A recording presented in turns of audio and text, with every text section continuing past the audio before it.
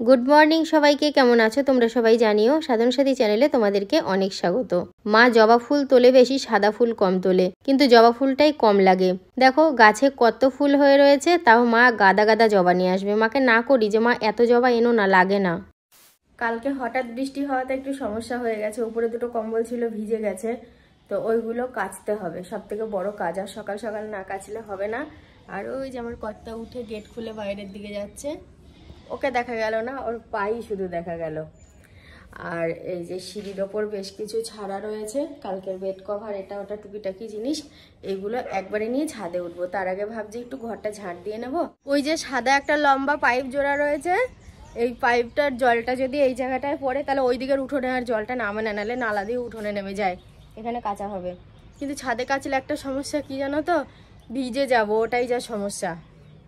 মা বলছে তোমার কাচতে হবে না, এত সকালে ভিজে যাবা, আমি কাচবো।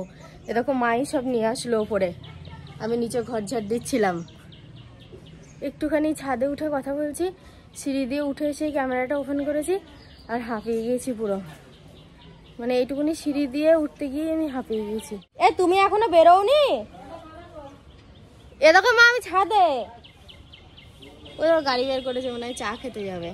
আমি ইচ্ছে করলে কিন্তু প্রত্যেক দিনই ছাদে কাচতে পারি, ছাদে কেচে মেলে দেওয়া, তারপর এখান থেকে স্নান করে একদম নিচে চলে যাওয়া, পুরোটাই কিন্তু সহজ। কিন্তু ওই যে যেটা করে অভ্যেস, নিচে কাচি তারপর এখানে মেলতে আসি, ওইটাই অভ্যেস। আর নিচে কাচলে মোটর চালাতে হয় না, ট্যাঙ্কির জল দিয়েই হয়ে যায়। মা তাড়াতাড়ি করে গামলাটা ভরে যাচ্ছে বলে সরিয়ে দিচ্ছে, আসলে কম্বল আছে তো ওই জন্য একটু জলটা বেশি দিতে হয়েছে। নিচে কাচলে ভালো হতো, যে গরুর নাদাটা আছে সায়ন সেই রং টং দিয়ে একদম জয়েন্ট করে দিয়েছে, একটু ফেটে গিয়েছিল, ওইটার মধ্যে কম্বল ভিজালে খুব ভালো হয় কাচতে, কারণ ওইটা তো ধরো অনেকটা বড়, আর কম্বল টম্বল কাচতে গেলে না একটু ভারী, মানে বড়সড় জায়গাতেই লাগে। নিচে আর একটা কম্বল আছে কাচার মতো, কয়েকদিন ধরেই ভাবছি কাচবো, কিন্তু কাচা হচ্ছে না। তো ভাবলাম আজকে যখন দুটো কাচা হচ্ছে, এই চোটে ওইটাও নিয়ে আসি, ওইটাও কাচা হয়ে যাবে। কম্বল চটকানো দেখে সেই গোবর চটকানোর কথা মনে পড়ছে। এক গাদা গোবর জড়ো হয়ে যেত, 10-12 দিন পরে এরকম চটকে দেয়ালে ঘষি দেওয়া হতো। আর কি বলতো, ওই যখন আমি গোবর চটকাতাম দুপুরে খাওয়া দাওয়ার পরে, রান্নাবান্নার পরে, কারণ অনেকটা সময় লেগে যেত গোবর চটকে দেয়ালে দিতে দিতে, আর বেশ ভালোই লাগছে। বেশি খুব একটা কষ্ট হয়নি কম্বলগুলো কাচতে, ওই কোনো রকম চটকে চাটকে ওই জলে ধুয়ে দেয়ালে দিয়ে দেওয়া হয়েছিল। জল ঝরানোর পরে মা আবার একটু উঁচুতে মেলে দিয়েছে, শুকিয়ে গেছে। আমরা তো ছাদে উঠে বসেই ছিলাম, বড় বড় কম্বলগুলো, বিছানার চাদরগুলো সব তো সোহিনীই কাচলো, তাই না সোহিনী?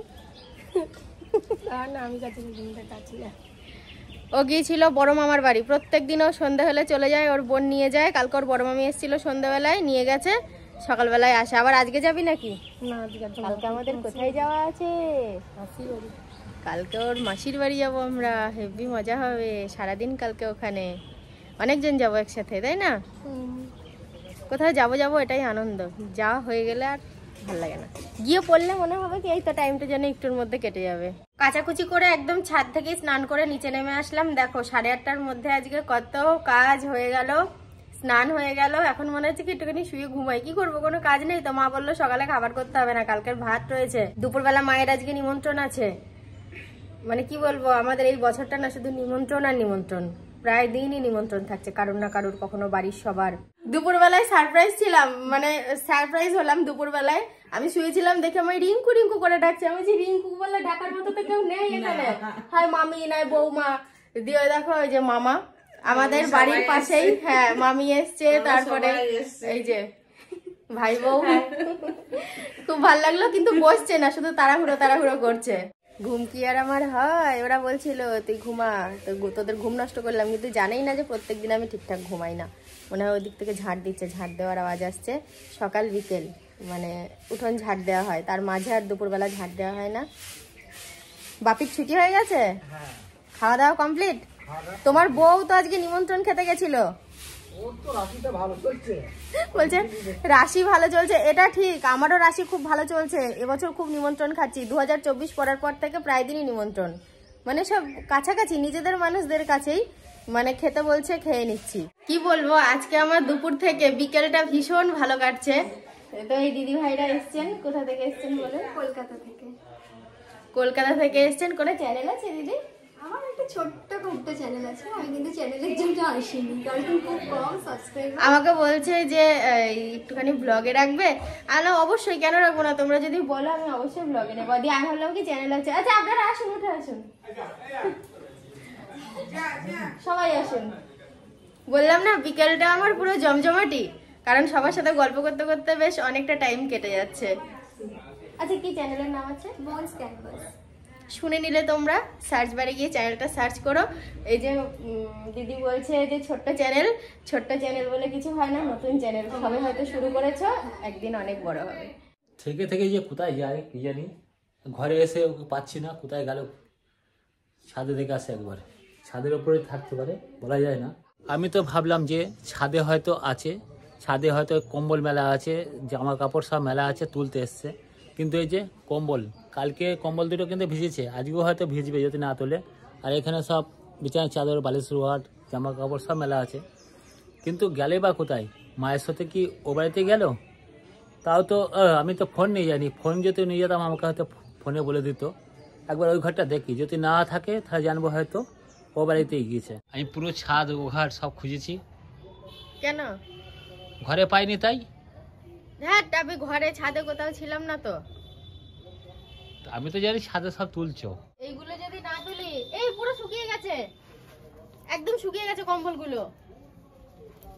আকাশে মেঘ আছে কিন্তু আর কিছুক্ষণ পরে বেঁধে গিয়েছে, আসছে না। এই জন্যই তো তুমি লম্বা বলে দেখেছো ম্যানেজ হয়ে গেল, নাহলে এটা কোনো কাঠি নিয়ে এসে আমাকে আবার খুঁচিয়ে পারতে হতো। ওটা তিনটেই পারবো, ভাঁজ করে নিয়ে যাই একদম। আমি তো ভুলেই গিয়েছিলাম, তুমি মনে করে দিলে। তিনটে আছে নাকি? তিনটে কম্বল কাঁচা হয়েছে। কালকে আমাদের এখানে ঝড় বৃষ্টি হয়েছে গো। তোমরা অনেকে কমেন্টে জানতে চাইছিলে যে দিদি তোমাদের ওখানে কি ঝড় বৃষ্টি হলো, কেমন হলো? ঝড় বৃষ্টি হয়েছে আবার সন্ধ্যের পর থেকে কোনো কারেন্টই ছিল না, একদম যাচ্ছে তাই ব্যাপার। কালকে কতবার কারেন্ট গিয়েছি বলো?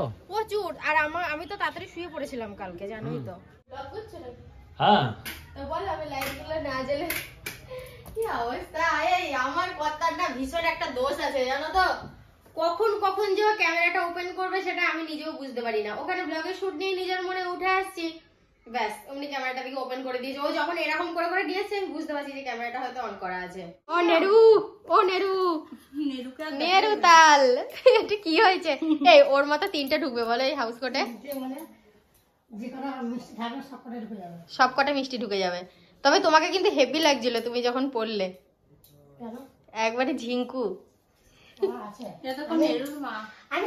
আচ্ছা এই যে ও ছবি তুলেছে আবার।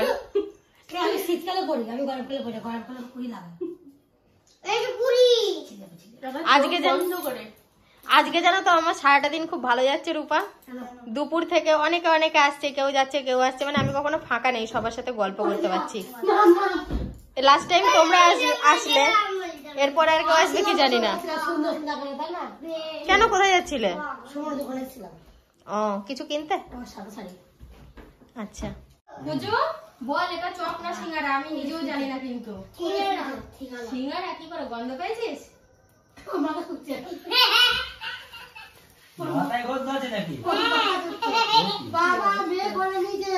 ও দিদি মুড়ি দেবো না? জিজ্ঞাসা করলাম। বেশ কিছু সিঙ্গারা নিয়ে নিয়েছি, কেউ বলছে মুড়ি খাবে না। এটা বুঝো, তুমি আগে নাও সিঙ্গারা। আগে সিঙ্গারা নেই, একটা বাটিতে দিতে হবে। এ নাও এখানে একটা বাটি ছিল তো, আমি কোথায় নামিয়ে রাখলাম। আচ্ছা দাঁড়াও আমি দেখে দিচ্ছি। এ নাও সিঙ্গারা দিদি, মুড়ি খাবে না তো? এলো দিদি, মুড়ি খাইনি, তাহলে মুড়ি দিচ্ছি। এ নাও ধরো। আমি খাবো না, ধরো। আমার একটু সমস্যা। তুমি নাও। না দুটো করে নাও, ভালো একটা প্লেটে দাও। সিঙ্গারা খাওয়া দাওয়ার পর্ব অনেকক্ষণ হয়ে গেছে, আমার জায়েরা চলে গেছে বাড়িতে।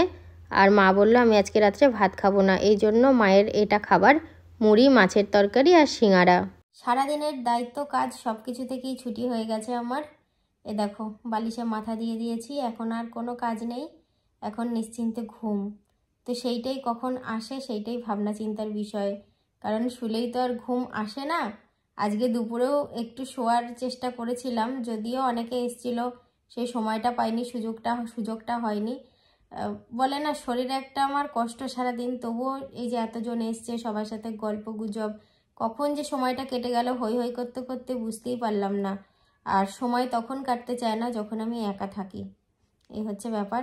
তো বন্ধুরা আর কি, সারাটা দিন তোমাদের সাথেই ছিলাম, কি করলাম তোমরা সবটাই দেখলে। তো চলো আজকের মতো গুড নাইট বলছি, দেখা হচ্ছে আবার কালকে সকাল থেকে।